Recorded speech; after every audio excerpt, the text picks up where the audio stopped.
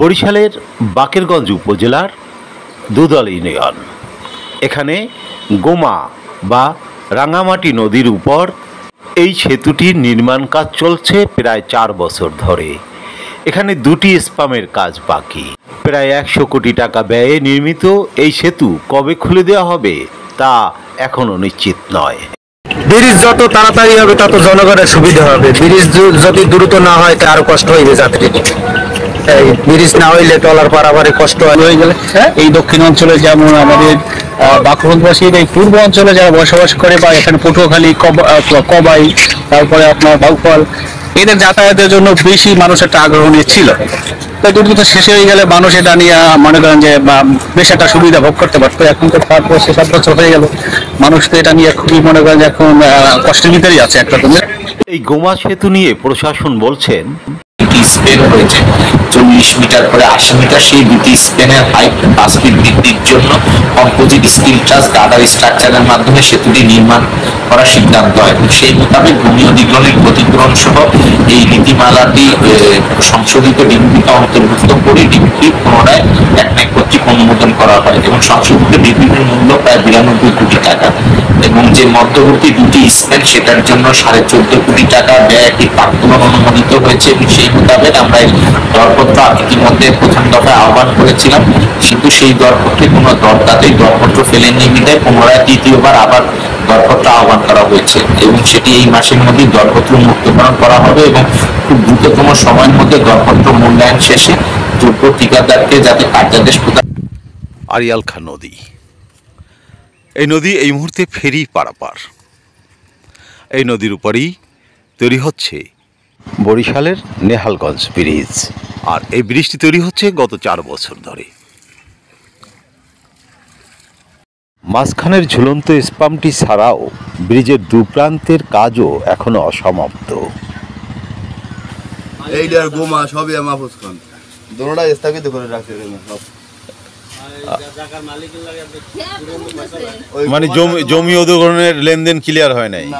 আচ্ছা আচ্ছা আচ্ছা। সরকারি নাই কাজ করবে, যাদের জমি তাদের টাকা পয়সা পরিশোধ করে না, এই জন্য ওই মাটিও কাটে না, ঢালের কাজ বন্ধ। মানে জমি অধিগ্রহণ ঠিক মতো হয় নাই, ঢালের কাজ বন্ধ। আচ্ছা আচ্ছা। অনেকদিন ধরে কাজ চলতে আছে, প্রায় 4 বছর ধরে কাজ চলতে আছে, এখন তো কমপ্লিট হয় না ব্রিজটা।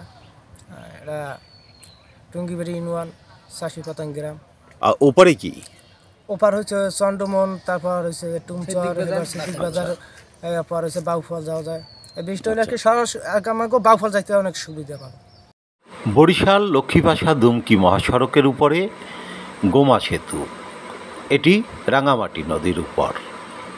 অন্যদিকে আরও একটি সেতু যেটি আড়িয়াল খাঁ নদীর উপরে দাঁড়িয়ে আছে, সেটি নেহালগঞ্জ সেতু। দুটির কাজই এখন বন্ধ আছে।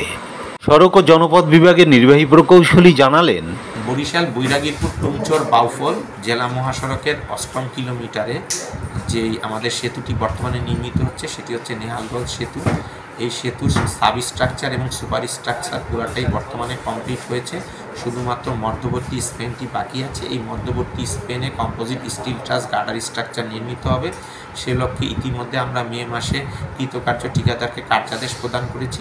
পাশাপাশি সেতুর যে অ্যাপ্রোচ সড়কটি রয়েছে সেখানে আমরা ডিপিপিতে ভূমি অধিগ্রহণের যেই অর্থ বরাদ্দ রয়েছে সেই পরিমাণ অর্থের এগেনস্টে একটা প্রাক্কলন ডিসি অফিসকে চেয়েছি, ডিসি অফিসে আবেদন করেছি। সেই প্রেক্ষিতে ডিসি অফিস প্রয়োজনীয় সার্ভে কাজ যৌথ জরিপ সম্পন্ন করেছে। আশা করছি আমরা শীঘ্রই ওখানে আমরা আরেকটা প্রাক্কলন পাবো এবং সেখানে যারা ক্ষতিগ্রস্ত তারা টাকাটা পাবে এবং এই ভূমি অধিগ্রহণের ক্ষেত্রে পরিবেশ অধিদপ্তরের যে ছাড়পত্র প্রয়োজন সেটার জন্য আমরা কাজ করেছি এবং আবেদনখানা ঢাকা আছে, প্রসেসিং হচ্ছে। আমরা আশা করি পুরো সেতুর কাজ শেষ করে সেতুটি আগামী মার্চ-এপ্রিলের মধ্যে পুরোপুরি যান চলাচলের জন্য খুলে দিতে সক্ষম। আগামী বছর মার্চ-এপ্রিল? জি, ধন্যবাদ। বরিশাল সদর উপজেলার টুঙ্গিবাড়িয়া ইউনিয়নের পতাং গ্রামে নেহালগঞ্জ ব্রিজের এই সূচনা স্থানটিতে ভূমি অধিগ্রহণ বা জমি অধিগ্রহণ সংক্রান্ত জটিলতা চলছে এই জায়গাটুকু নিয়ে, আর এখানেই থমকে গেছে এই ব্রিজের উন্নয়ন কাজ। আরিফ আহমেদ, বরিশাল।